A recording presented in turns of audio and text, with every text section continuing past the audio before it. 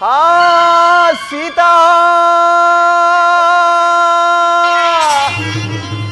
ಹಾ ಲಕ್ಷ್ಮಣ,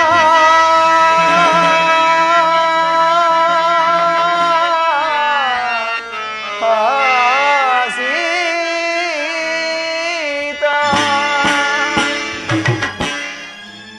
ಲಕ್ಷ್ಮಣ, ಲಕ್ಷ್ಮಣ, ಅಮ್ಮ ಕೇಳಿದ್ಯಾ? ಕೇಳಿದ್ಯಾ ನಿನ್ನಣ್ಣನ ಆರ್ಧ ಧ್ವನಿಯನ್ನ? ಯಾರೋ ರಾಕ್ಷಸರಿಂದ ಏನು ವಿಪತ್ತು ಸಂಭವಿಸದಂತೆ ತೋರುವುದು. ಹೊರಡು ಮೈದ್ರ, ಜಾಗೃತಿಯಾಗಿ ಹೋಗಿ ನಿಮ್ಮಣ್ಣನ ಕುಶಲವನ್ನು ನೋಡು. ಅಮ್ಮ, ಭಯಪಡಬೇಡಿ ತಾಯಿ. ನಮ್ಮನ್ನು ಯಾರೋ ವಂಚಿಸಲು ಈ ರೀತಿ ಕೂಗಿಕೊಂಡಿರಬಹುದು. ನಾನಿದ್ದೇನೆ, ಧೈರ್ಯದಿಂದಿರಿ. ಇಲ್ಲ ಲಕ್ಷ್ಮಣ, ಇಲ್ಲ. ಇದು ನನ್ನ ಸ್ವಾಮಿಯ ಧ್ವನಿಯ ಹೊರತು ಅನ್ಯತ ಅಲ್ಲ. ಜಾಗೃತಿಯಾಗಿ ಹೋಗಿ ನಿಮ್ಮಣ್ಣನ ಕುಶಲವನ್ನು ನೋಡು. ಹೊರಡು ಮೈದಿನ, ಹೊರಡು. ಅಮ್ಮ, ರಾಮನಿಗೆ ಅಪಾಯವೆಂದರೇನು? ರಾಮನಿಗೆ ಶತ್ರುವಾಗಿ ಬದುಕಬಲ್ಲವರು ಈ ಮೂರು ಲೋಕದಲ್ಲಿ ಯಾರೂ ಇಲ್ಲ. ಭಯಪಡಬೇಡಿ ತಾಯಿ, ನಾನಿದ್ದೇನೆ. ಲಕ್ಷ್ಮಣ, ಎಂತಹ ವೀರಾದಿ ವೀರನಾದರೂ ಸರಿ, ಶೂರಾದಿ ಶೂರನಾದರೂ ಸರಿ, ವಂಚನೆಯ ಜಾಲಕ್ಕೆ ಸಿಲುಕಿದಾಗ ಸಂಕಟ ಪಡಬೇಕಾದ್ದು ಸಹಜವೇ ಇಲ್ಲವೇ ಮೈದುನ? ಜಾಗೃತಿಯಾಗಿ ಹೋಗಿ ನಿಮ್ಮಣ್ಣನ ಕುಶಲವನ್ನು ನೋಡು. ಅಮ್ಮ, ಇಂಥ ಹೃದಯ ಶೂಲವಾದ ಕಠಿಣವಾದ ಮಾತುಗಳನ್ನು ಏಕೆ ಆಡುವಿರಿ? ಶ್ರೀರಾಮಚಂದ್ರನಿಗೆ ಶತ್ರುವಾಗಿ ಬದುಕಬಲ್ಲ ವೀರರು ಈ ಮೂರು ಲೋಕದಲ್ಲಿ ಯಾರೂ ಇಲ್ಲ. ಲಕ್ಷ್ಮಣ, ಅಲ್ಲದೆ ನಿಮ್ಮೋರೊಳನ್ನೇ ಬಿಟ್ಟು ನಾನು ಇಲ್ಲಿಂದ ಹೋದರೆ ಅಣ್ಣನು ಏನೆನ್ನುವನೋ ಅನ್ನೋ ಹೂವೆಯ ಸಂಕಟದಲ್ಲಿ ನಾನು ನರಳುತ್ತಿರುವೆನು. ಅಮ್ಮ, ದಯಮಾಡಿ ನನ್ನನ್ನು ಕ್ಷಮಿಸು ತಾಯಿ. ಲಕ್ಷ್ಮಣ, ಕಡೆಗೆ ದಾಯಾದಿ ಮಾತ್ಸರ್ಯವನ್ನು ಸಾಧಿಸಿಯೇ ಬಿಟ್ಟೆಯಲ್ಲ ನೀನು. ನೀನು ಭರತನ ಇಂತಹ ಸಮಯಕ್ಕಾಗಿ ಕಾದಿದ್ದರಿಂದ ನಾನು ಖಂಡಿತವಾಗಿ ಭಾವಿಸಿರಲಿಲ್ಲ.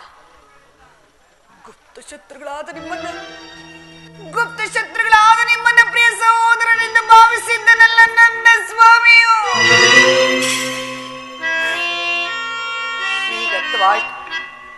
ಹೀಗರ್ಥವಾಯ್ತು. ನಿನ್ನಣ್ಣನ ಕೇಡಿಗಾಹುತಿಯಾದರೆ ಸುಲಭವಾಗಿ ನಿನ್ನತ್ತಿಗೆಯೂ ನಿನ್ನವಳಾಗುಳೆಂಬ ದುರಾಲೋಚನೆಯೇನು?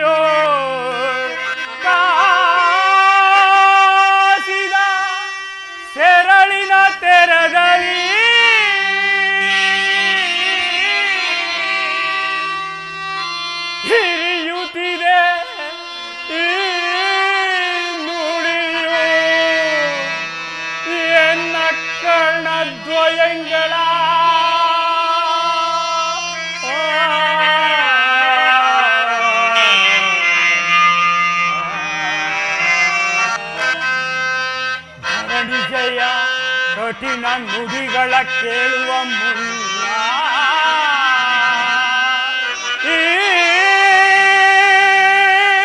ಧರಣಿ ಜಯ ಕಠಿಣ ನುಡಿಗಳ ಕೇಳುವ ಮುನ್ನ ಎನ್ನಯ ಹರಣವು ಹೋಗದಿಹುದೇ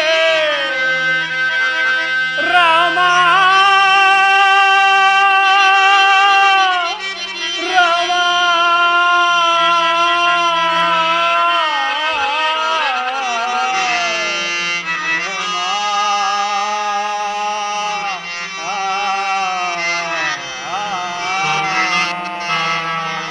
ಅಯ್ಯೋ, ಇದಕ್ಕೆ ಯಾವ ಪ್ರತ್ಯುತ್ತರವನ್ನು ನೀಡಲಿ? ಸ್ತ್ರೀಯರು ಕಠಿಣ ಹೃದಯದವರು, ಹಿಡಿದ ಹಠವನ್ನು ಸಾಧಿಸದೆ ಇರಲಾರರು ಎಂಬ ಆರಕ್ತಿಯು ನಿದರ್ಶನಕ್ಕೆ ಬಂದಿತು. ತಾಯಿ, ಏತಕ್ಕೆ ಕೋಪಿಸುವೆ ತಾಯಿ? ನಿನ್ನಿಷ್ಟವಿದ್ದಂತೆ ಆಗಲಿ. ಎಲೆ ವನ ದೇವತೆಗಳಿಲ್ಲ, ಎಲೆ ಭೂಮಾತೆ, ನಿಮ್ಮ ಮಗಳಾದ ಜಾನಕಿ ದೇವಿಯನ್ನು ನಿಮ್ಮ ಮಡಲಿಗೆ ಹಾಕುತ್ತಿರುವರು. ಇವರನ್ನು ಕಾಪಾಡುವ ಭಾರವು ನಿಮ್ಮದಾಗಿರುವುದು. ಅಮ್ಮ, ನಾನು ಶ್ರೀರಾಮಚಂದ್ರನ ಕುಶಲ ವಾರ್ತೆಯನ್ನು ಕೇಳಿ ಬರುವವರೆಗೂ ನೀನು ಯಾವುದೇ ಕಾರಣಕ್ಕೂ ನಾನು ಇಲ್ಲಿ ಬರೆಯುವ ಸಪ್ತ ಋಷಿಗಳ ಗೆರೆಯನ್ನು ದಾಟಕೂಡದು ತಾಯಿ, ದಾಟಕೂಡದು.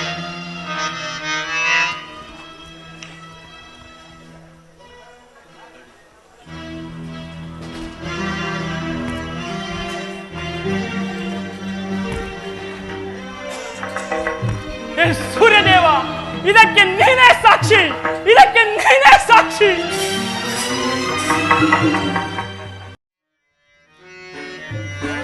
ಭವತಿ ಭಿಕ್ಷಾಂದೇಹಿ, ಭವತಿ ಭಿಕ್ಷಾಂದೇಹಿ.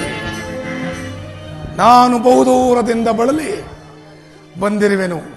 ಯಾರಾದರೂ ಭಿಕ್ಷೆಯನ್ನು ನೀಡಿ ನನ್ನ ಹಸಿವನ್ನು ನೀಗಿಸಿ. ಭವತಿ ಭಿಕ್ಷಾಂದೇಹಿ, ಭವತಿ ಭಿಕ್ಷಾಂದೇಹಿ.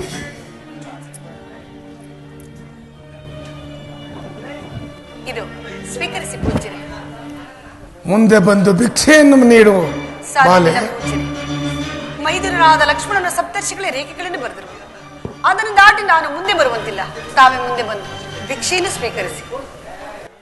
ಲಕ್ಷ್ಮಣನನು ಸಪ್ತ ಋಷಿಗಳ ಗೆರೆಯನ್ನು ಬರೆದಿರುವುದು ಯಾರು ರಾಕ್ಷಸರು ಒಳಗೆ ಬಾರಲೆಂದು. ಭಿಕ್ಷೆ ಮುಂದೆ ಬಂದು ಭಿಕ್ಷೆಯನ್ನು ನೀಡುವುದಾದರೆ ನೀಡು, ಇಲ್ಲವಾದರೆ ಶಾಪ ಇಟ್ಟು ಹೊರಟುವೆನು. ದಯಮಾಡಿ ಶಾಂತರಾಗಿ. ಕೋಪಿಸಲಾಗ ಇದು ನಿಮ್ಮ ಇಚ್ಛೆಯಂತೆ ಭಿಕ್ಷೆಯನ್ನು ನೀಡುತ್ತೇನೆ. ಮುಂದೆ ಬಂದು ಭಿಕ್ಷೆಯನ್ನು ನೀಡು. ಇನ್ನು ಮುಂದೆ ಬಂದು, ಇನ್ನು ಮುಂದೆ ಬಂದು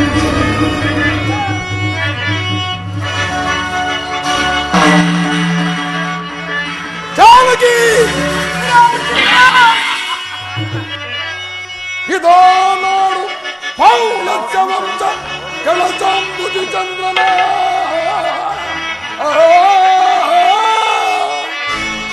ಇದೋ ನೋಡು ಪೌಲಸ್ಯ ವಂಶ ಕಳಚಾಂಬುಜಿ ಚಂದ್ರನ ನಿರ್ಜರ ಮನೋತ ಬಂಧನ ನೋಡೇ.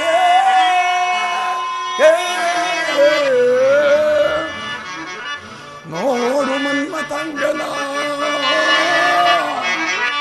ಇದು ನೋಡು ಮನ್ಮಥಾಂಗನ ಸುಪ್ರಚಂಡ ದಶಕಂಠ ರಾವಣನ ನೋಡೇ.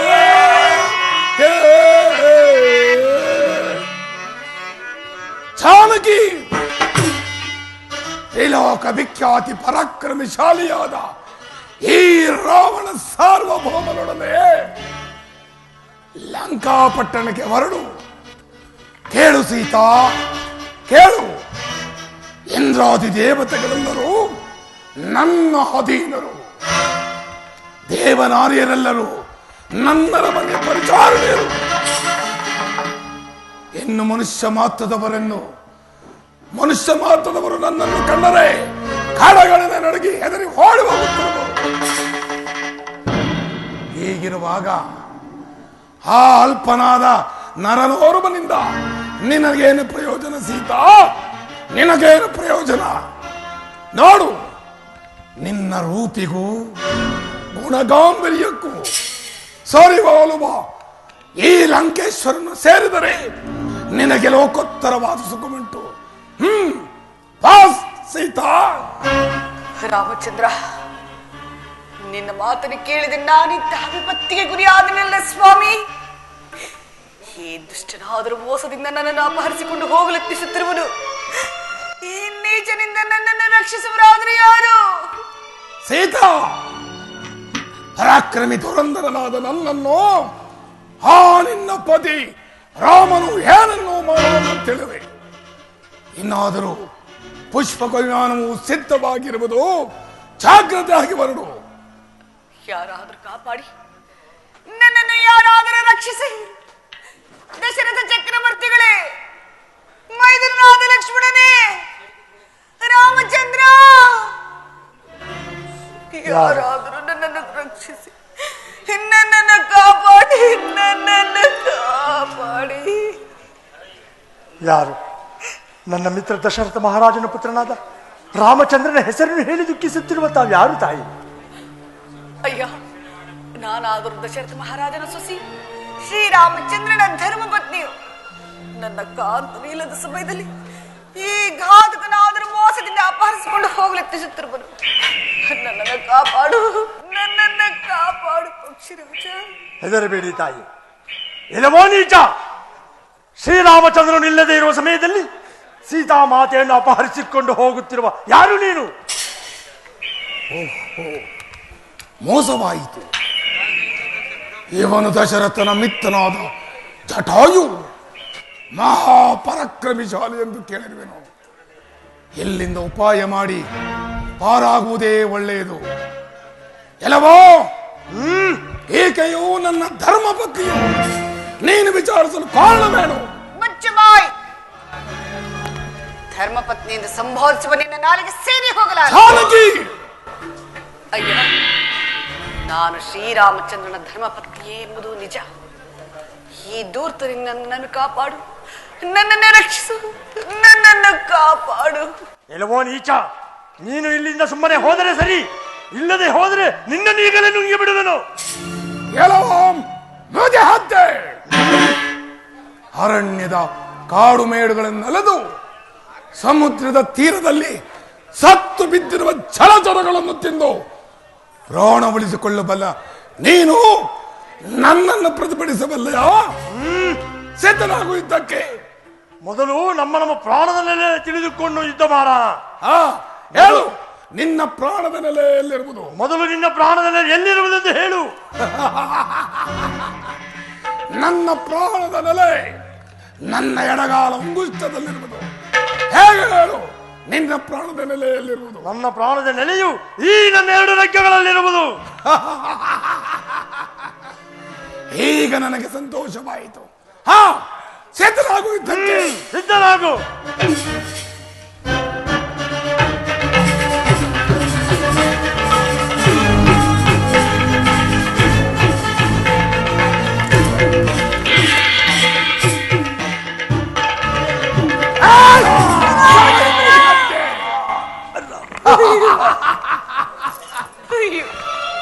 ನೋಡು ಸೀತಾ, ನೋಡು, ನಿನ್ನ ರಕ್ಷಣೆಗಾಗಿ ಬಂದ ಈ ಜಟಾಯುವಿನ ಗತಿಯನ್ನು.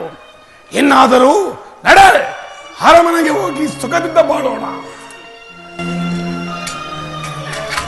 ರಾಮಚಂದ್ರ, ನನ್ನನ್ನು ಕಾಪಾಡಲು ಬಂದ ಪಕ್ಷಿರಾಜನಿಗೂ ಇಂತಹ ದುಸ್ಥಿತಿಯೇ?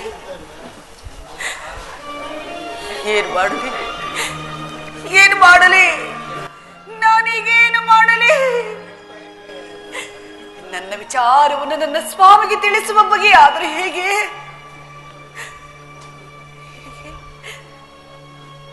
ಜಾನಕಿ, ನಾನು ಪತಿವ್ರತೆಯಾಗಿದ್ದ ಪಕ್ಷದಲ್ಲಿ ತ್ರಿಕರಣ ಶುದ್ಧದಿಂದ ನನ್ನ ಸ್ವಾಮಿಯನ್ನು ಸೇವಿಸಿದ್ದೆ ನಿಜವಾಗಿದ್ದಲ್ಲಿ, ಈ ಪಕ್ಷಿರಾಜನೇ, ನನ್ನ ಸ್ವಾಮಿಗೆ ಎಲ್ಲ ವಿಚಾರವನ್ನು ತಿಳಿಸಿ ಆತನಿಂದಲೇ ನೀನು ಸದ್ಗತಿಯನ್ನು ಪಡೆ, ಆತನಿಂದಲೇ ನೀನು ಸದ್ಗತಿಯನ್ನು ಪಡೆ, ಆತನಿಂದಲೇ ನೀನು ಸದ್ಗತಿಯನ್ನು ಪಡೆ.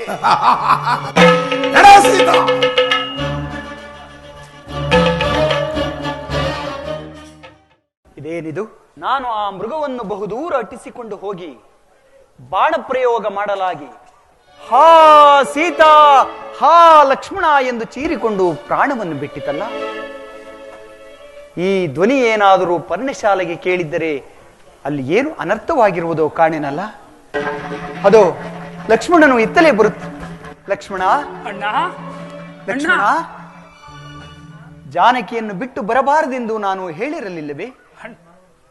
ಅಣ್ಣ, ನೀನು ಹೋದ ಮೇಲೆ ಯಾವುದೋ ಆರ್ತಧ್ವನಿಯು ಕೇಳಿ ಬರುತ್ತಿರಲು ನಿನಗೇನೋ ಅಪಾಯವಾಗುವುದೆಂದು ನಿಂದಿಸಿ ಅಮ್ಮನು ನನ್ನನ್ನು ಬಹಳವಾಗಿ ನಿಂದಿಸಿ ಕಳುಹಿಸಿದರು. ಅಣ್ಣ, ಲಕ್ಷ್ಮಣ, ಆಘಾತವಾಯಿತು. ಲಕ್ಷ್ಮಣ, ಆಘಾತವಾಯಿತು.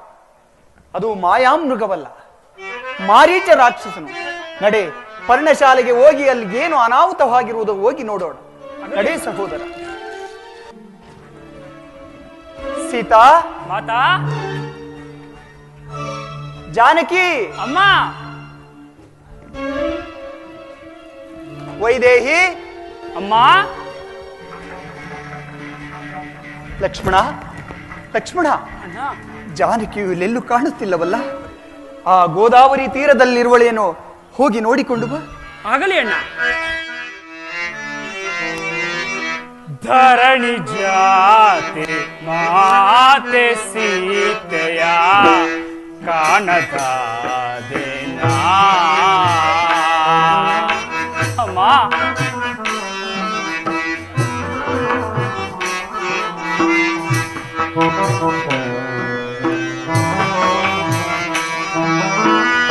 ಧರಣಿ ಜಾತೆ ಮಾತೆ ಸೀತೆಯ ಕಾಣದಾದೇನಾ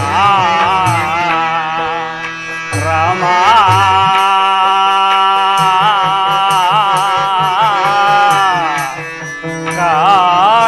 ಕಾಣದಾದೇನಾ ಅಮ್ಮ. ಅಮ್ಮ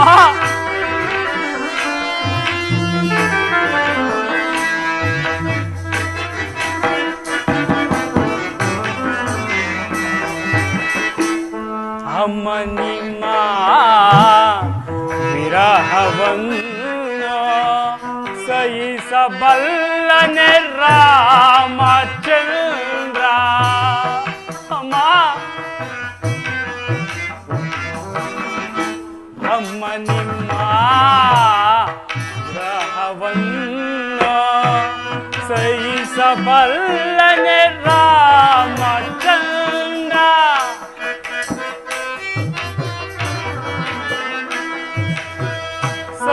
ಸಹಿಸಬಲ್ಲನೆ ರಾಮಚಂದ್ರ.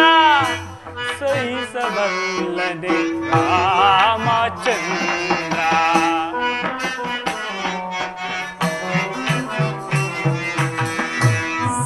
ಸಹಿಸಬಲ್ಲನೆ ರಾಮಚಂದ್ರ.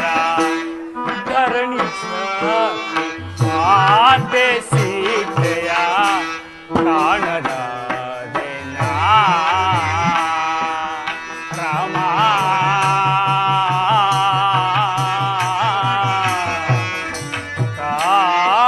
ಕಾಣದಾದೇನಾ ಅಮ್ಮ.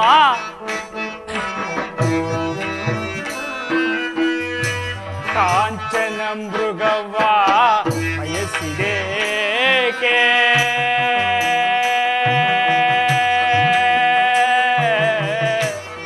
ಅಮ್ಮ.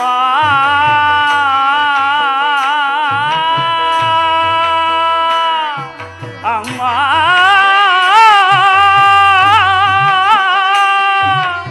ಅಮ್ಮ ಅಮ್ಮ.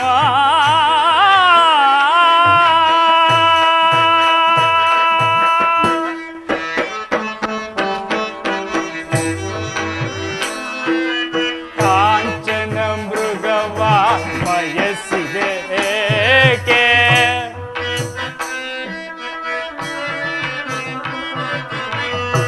ಏನಪ್ಪೇಳಲಿ ರಾಮಚಂದ್ರಗೆ ಅಮ್ಮ. ಏನಪ್ಪೇಳಲಿ ರಾಮಚಂದ್ರಗೆ ಮತ್ತೆಗೆ ಮುಖವ ತೋರಿಸಲಿ.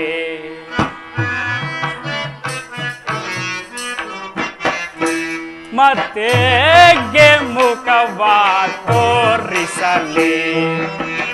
ಧರಣಿ ಜಾತಿ ಮಾತೆ ಸೀತೆಯ ಕಾಣದಾದೇನಾ ರಾಮ.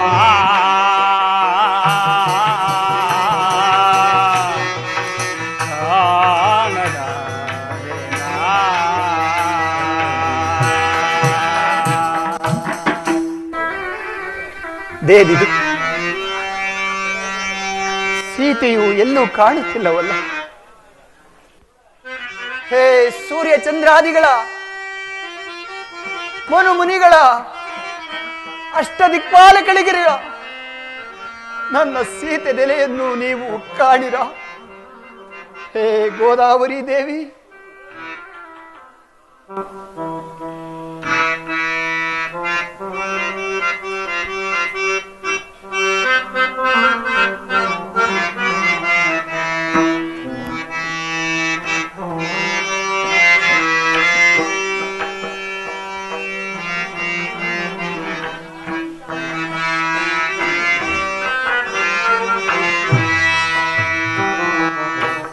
ಗೋದಾವರಿ ದೇವಿ ಮೌನವಾಂತಿ ಏಕೆ ವೈದೇಹಿಯೇನಾದಳು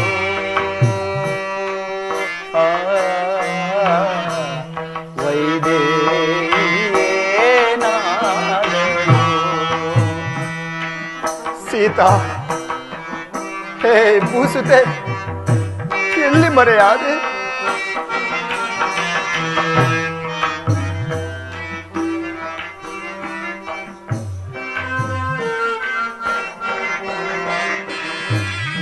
ಗೋದಾವರಿ ದೇವಿ ಮೌನವಾಂತಿ ಏಕೆ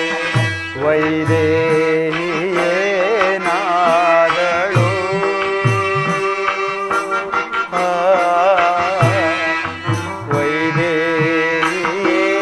ವೈದೇಹಿಯೇನಾದಳು ಹೇ ಸೀತಾ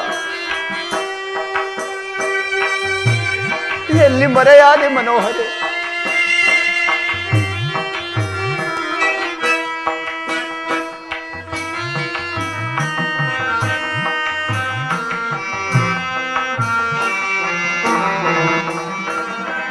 ಮಾಮರದ ಮರೆಯಲ್ಲಿ ಕುಳಿತಿರುವ ಹೋಗಿಲೆ ಸೀತಾ ಸೀತಾ ಮಾಮರದ ಮರೆಯಲ್ಲಿ ಕುಳಿತಿರುವ ಹೋಗಿಲೆ ಸೀತೆಯಿರುವ ನೆಲೆಯೇನು ಕಾಣಿರಾ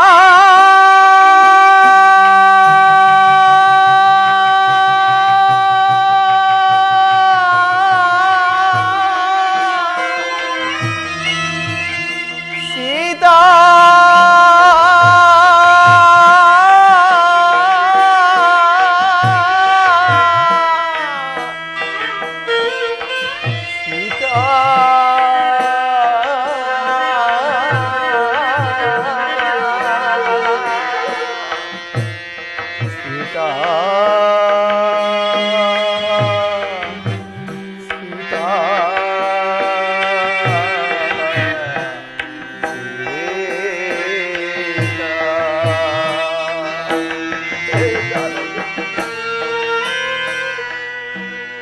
ಮಸಣ ಮೌನದಿ ಸುಳಿವ ವಿಪಿನವಾಸಿಗಳೇ ನೀ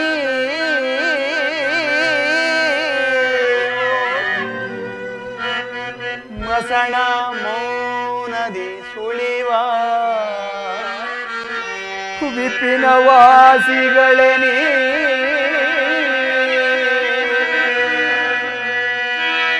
ಧರಣಿ ಜಾದಯ ಕಾಣಿರ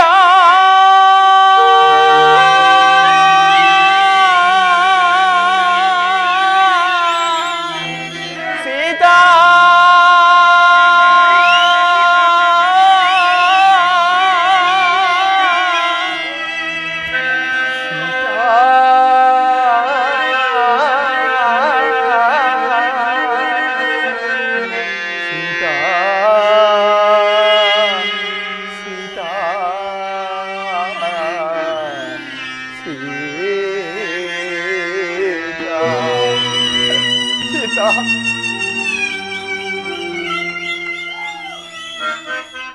ಸೀತಾ ಜಾನಕಿ ನೇಸರನೆ ನೀನೇಕೆ ಮೋಡ ಮರೆ ಮಾಡಿರುವೆ ಸೀತಾ ಹೇ ಜಾನಕಿ ನೇಸರನೆ ನೀನೇಕೆ ಮೋಡ ಮರೆ ಮಾಡಿ ಸೀತೆಯಿರುವ ಸುಳಿಯ ಕಾಣೆಯ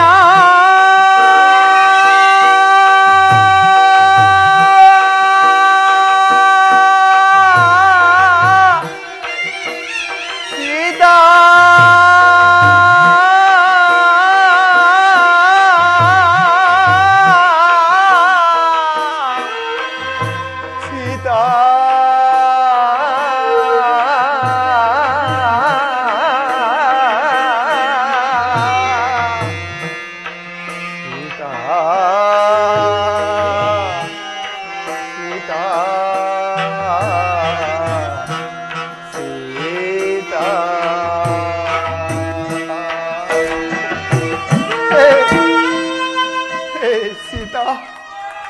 ಎಲ್ಲಿ ಮರೆಯಾದೆ, ಎಲ್ಲಿ ಮರೆಯಾದೆ ಜಾನಕಿ? ಸೀತಾ, ಲಕ್ಷ್ಮಣ, ಅಣ್ಣ, ಲಕ್ಷ್ಮಣ,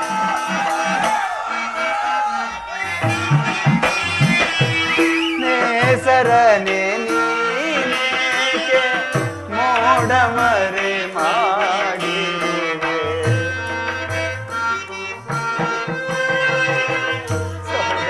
ಅಣ್ಣ,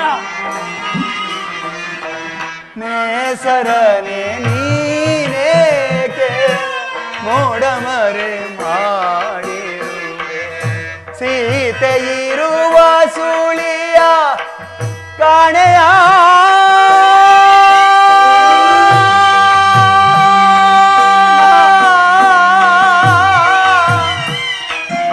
ಸೀತಾ,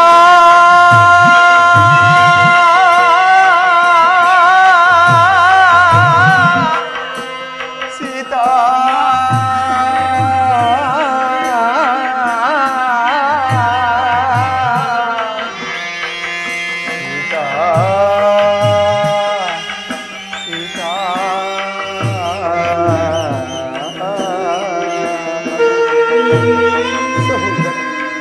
ಸಹೋದರ, ಜಾನಕಿಯನ್ನೋರ್ವಳನ್ನೇ ಬಿಟ್ಟು ಬಂದು ಎಷ್ಟು ಅನರ್ಥ ಮಾಡಿದೆ ನೋಡಿದೆಯಾ? ಎಲ್ಲ ಹುಡುಕಿದರೂ ಜಾನಕಿಯ ಸುಳಿವೆ ಕಾಣುತ್ತಿಲ್ಲವಿಲ್ಲ. ಹೀಗೇನು ಮಾಡುವುದು? ಅಣ್ಣ, ಹೀಗೇನು ಮಾಡುವುದು? ಮಾತೆಯವರು ಆ ಗೋದಾವರಿ ತೀರದಲ್ಲೂ ಕಾಣುತ್ತಿಲ್ಲವಲ್ಲ? ಅಯ್ಯೋ ಅಯ್ಯೋ ಸೀತಾ, ನಾನು ಎಷ್ಟು ವಿಧವಾಗಿ ಹೇಳಿದರೂ ಕೇಳದೆ ಆ ಮಾಯಾಮೃಗವನ್ನು ಬಯಸಿ ನೀನು ವಿಪತ್ತಿಗೊಳಗಾಗದೆ ನಮ್ಮನ್ನು ಸಂಕಟಕ್ಕೆ ಗುರಿ ಮಾಡಿ ನೋಡು, ನಾವು ಎಷ್ಟು ವ್ಯಥೆ ಪಡುತ್ತಿರುವೆವು. ಅಣ್ಣ, ಯಾವುದೋ ಪಕ್ಷಿಯು ಇಲ್ಲಿ ಕೊರಗುತ್ತಾ ಬಿದ್ದಿರಬಹುದು. ಈ ಪಕ್ಷಿ ಏನಾದರೂ ಮಾತೆಯವರನ್ನು ನುಂಗಿರಬಹುದೇ? ಅಣ್ಣ, ಅಪ್ಪಣೆಯನ್ನು ಕೊಡು, ಈ ಪಕ್ಷಿಯನ್ನು ಒಂದೇ ಬಾಣದಿಂದ ಸಂಹರಿಸಿ ಬಿಡುವೆನು. ಶಾಂತನಾದ ಸಹೋದರ, ಆ ಗೃಧ್ರರಾಜನು ನಮ್ಮ ಜನಕನ ನಾಮಸ್ಮರಣೆಯನ್ನು ಮಾಡುತ್ತಿರು. ದಶರಥ ರಾಜೇಂದ್ರ, ಅದೂ ಅಲ್ಲದೆ ನನ್ನ ನಾಮಸ್ಮರಣೆಯನ್ನು ಸಹ ಮಾಡುತ್ತಿರು. ವಿಚಾರವೇನೆಂಬುದನ್ನು ಸಮೀಪಕ್ಕೆ ಹೋಗಿ ತಿಳಿಯೋಣವೇ? ಆಗಲಿ ಅಣ್ಣ. ರಾಮಚಂದ್ರ, ರಾಮಚಂದ್ರ. ಅಯ್ಯ ಅಯ್ಯ ಗೃಧ್ರರಾಜ, ನೀನು ಯಾರು? ನಿನ್ನೀ ದುರಾವಸ್ಥೆಗೆ ಕಾರಣವೇ? ಅದೂ ಅಲ್ಲದೆ ಈ ಘೋರ ಕಾನನದಲ್ಲಿ ಈ ರಕ್ತದ ಮಡುವಿನಲ್ಲಿ ಏಕೆ ಬಿದ್ದಿರುವೆ? ಋಷಿಕುಮಾರರಂತೆ ಕಾಣುತ್ತಿರುವ ಧನುರ್ಧಾರಿಗಳಾದ ತಾವುಗಳಾರು? ಅಯ್ಯ ಗೃಧ್ರರಾಜ, ಅಯೋಧ್ಯಾಧಿಪತಿ ದಶರಥ ಚಕ್ರವರ್ತಿಯ ಮಕ್ಕಳು ಶ್ರೀರಾಮ ಲಕ್ಷ್ಮಣರೆಂದು. ನೀನು ಯಾರು? ನಿನ್ನೀ ದುರಾವಸ್ಥೆಗೆ ಕಾರಣವೇ? ರಾಮಚಂದ್ರ, ಲಕ್ಷ್ಮಣ ಕುಮಾರ, ನಾನು ನಿಮ್ಮ ತಂದೆಯ ಮಿತ್ರನಾದ ನನ್ನನ್ನು ಜಟಾಯು ಎಂದು ಕರೆಯುವರು. ಜಟಾಯು, ಆ ದಶಕಂಠ ರಾವಣನು ಸೀತಾಮಾತೆಯನ್ನು ಅಪಹರಿಸಿಕೊಂಡು ಹೋಗುವ ಸಮಯದಲ್ಲಿ ಅಡ್ಡಲಾಗಿ ಬಂದ ಕಾರಣ ಮೋಸದಿಂದ ನನ್ನ ಈ 2 ರೆಕ್ಕೆಗಳನ್ನು ಕತ್ತರಿಸಿ ಅಯ್ಯೋ. ಆಗ ಸೀತಾಮಾತೆಯು ಈ ವರ್ತಮಾನವನ್ನು ಶ್ರೀರಾಮಚಂದ್ರ ಪ್ರಭುಗಳಿಗೆ ತಿಳಿಸುವ ತನಕ ಪ್ರಾಣದಿಂದ ಇರು ಎಂದು ಆಶೀರ್ವದಿಸಿದರು. ನನಗೆ ಬೇಗ ಮೋಕ್ಷವನ್ನು ಕೊಡು ತಂದೆ, ನನಗೆ ಬೇಗ ಮೋಕ್ಷವನ್ನು ಕೊಡು. ಅಯ್ಯೋ ಗೃಧ್ರರಾಜ, ಕಡೆಗೂ ನೀನೂ ಸಹ ನಮಗೋಸ್ಕರ ಪ್ರಾಣ ಬಿಟ್ಟೆಯಾ? ರುದ್ರರಾಜ, ನಿನಗೆ ಮೋಕ್ಷ ಪ್ರಧಾನವಾದ, ನಿನಗೆ ಮೋಕ್ಷ ಪ್ರಧಾನವಾದ. ಸಹೋದರ, ಅಣ್ಣ, ಈತನು ನಮ್ಮ ತಂದೆಯ ಸ್ನೇಹಿತನಾದ ಕಾರಣ ನಮಗೆ ನಮ್ಮ ತಂದೆಯ ಅಂತ್ಯ ಕಾರ್ಯ ಮಾಡುವ ಸೌಭಾಗ್ಯವಂತೂ ದೊರೆಯಲಿ. ಈತನ ಅಂತ್ಯಕ್ರಿಯೆಯನ್ನು ಮುಗಿಸಿ ಮುಂದಿನ ಕಾರ್ಯವನ್ನು ನೋಡು. ಹಾಗೇ ಆಗಲಿ ಅಣ್ಣ.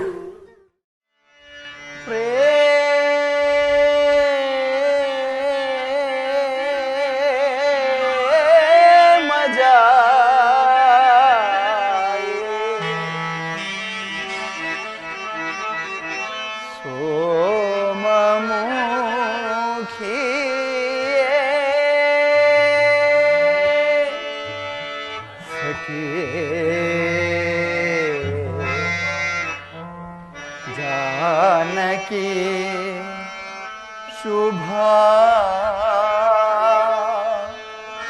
काये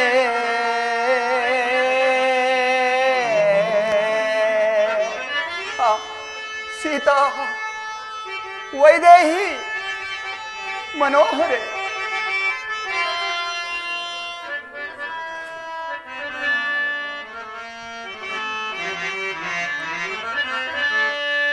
ಪ್ರೇಮ ಜಾಯೇ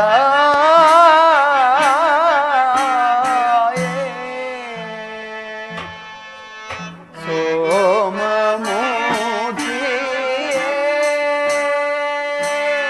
ಕಕ್ಕಿಯೇ ಕಾನಕಿ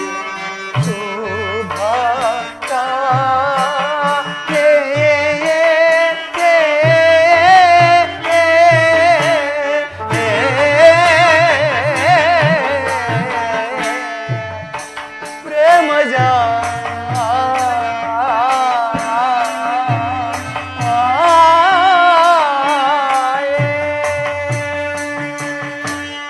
ಸಹೋದರ ಲಕ್ಷ್ಮಣ,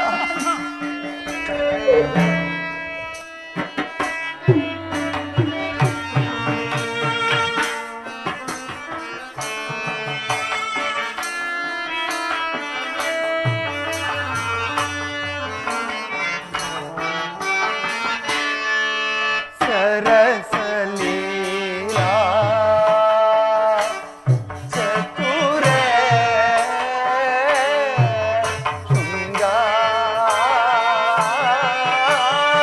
ಶೃಂಗಾರ ಲಹರೇ. ಅಣ್ಣ,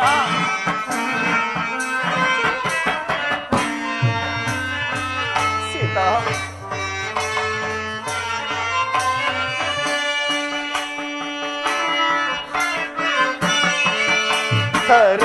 ಸರಸಲೀಲಾ ಚತುರೇ ಶೃಂಗಾರ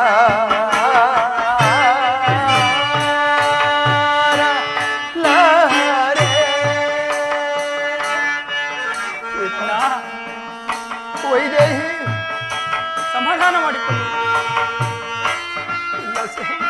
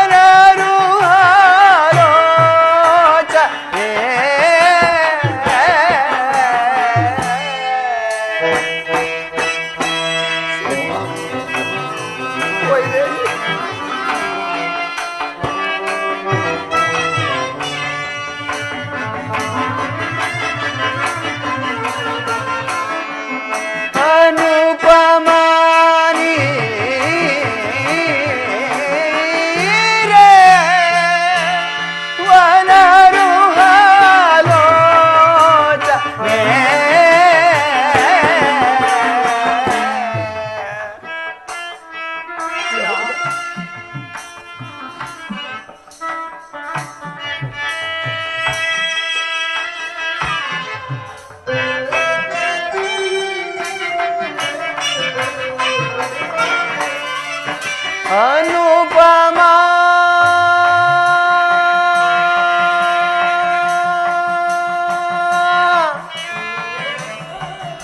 ನೀರೇ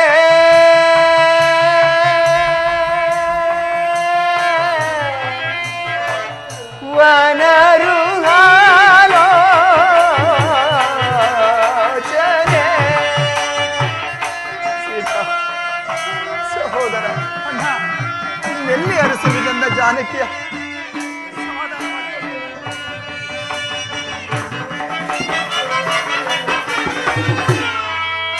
ಅನುಪಮಾ ನೀರೇ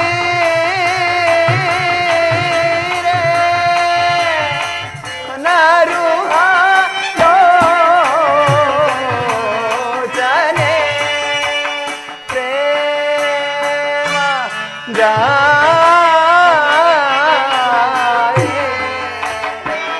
ಮಮೋಕಿಯೇ ಸಖಿಯೇ ಜಾನಕಿ ಶುಭಕಾಯೇ.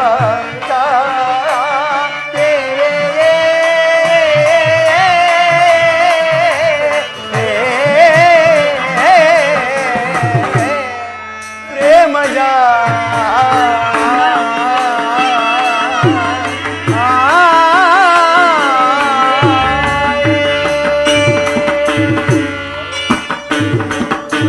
ಇಲ್ಲ ಸಹೋದರ, ಇಲ್ಲ ಸಹೋದರ, ಇಲ್ಲ. ನನ್ನ ಜಾನಕಿಯನ್ನು ಜೀವಿಸಿ ಕಳೆದು ನಾನು ಜೀವಿಸಿರಲಾರೆ, ಸಾಧ್ಯವಿಲ್ಲ. ಲಕ್ಷ್ಮಣ, ಸಂತೈಸಿಕೊಳ್ಳಿ. ನಾವು 14 ವರ್ಷ ವನವಾಸ ಮುಗಿದ ಮರುದಿನವೇ ಅಯೋಧ್ಯೆಗೆ ತೆರಳಿದಾಗ ಪುರಜನರು, ವಸಿಷ್ಠ ಮಹಾಮುನಿಗಳು, ಮಾತೆಯವರು ಸೀತೆಯಲ್ಲಿ, ಜನಕನಂದಿನಿ ಎಲ್ಲಿ ಎಂದು ಕೇಳಿದರೆ ನಾನು ಏನೆಂದು ಉತ್ತರಿಸಲಿ ಸಹೋದರ? ಆದ್ದರಿಂದ ಅದು ಅಲ್ಲಿ ಕಾಣುವ ಪರ್ವತದ ಮೇಲೆತ್ತಿ ನನ್ನ ಪ್ರಾಣತ್ಯಾಗ ಮಾಡಿಕೊಳ್ಳುವೆ. ಅಣ್ಣ, ನೀನೇ ಈ ರೀತಿ ಆದ ಮೇಲೆ ನಾನು ಇದ್ದು ಏನು ಪ್ರಯೋಜನ? ನಾನು ನಿನ್ನ ಮಾರ್ಗವನ್ನೇ ಹಿಡಿಯುತ್ತೇನೆ. ಆಗಲಿ, ನಡೆ ಸಹೋದರ. ಓಹೋ ಆಂಜನೇಯ! ಬೇಗ ಬಾ, ಬೇಗ ಬಾ. ಬಂದೆ ಬಂದೆ.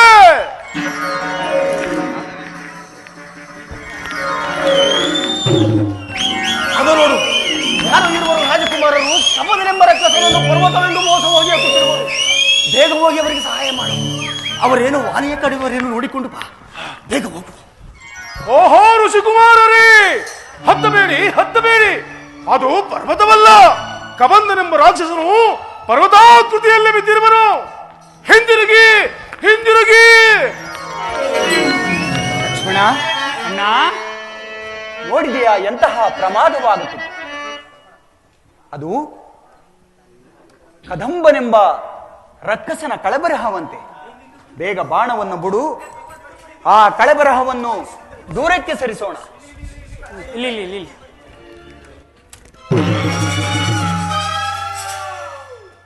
ಸಹೋದರ ಲಕ್ಷ್ಮಣ, ಅಣ್ಣ, ಈ ಕಬಂಧನ ವಿಚಾರವನ್ನು ತಿಳಿಸಿದವರು ಯಾರಾಗಿರಬಹುದು? ಅದೂ ಅಲ್ಲದೆ ಈ ಪ್ರದೇಶವನ್ನು ಮೆಟ್ಟಿದ ತಕ್ಷಣ ನನ್ನ ಮನಸ್ಸಿನಲ್ಲಿ ಒಂದು ರೀತಿಯ ಸುಖ, ಶಾಂತಿ, ನೆಮ್ಮದಿಗಳು ಆಗಿದೆ.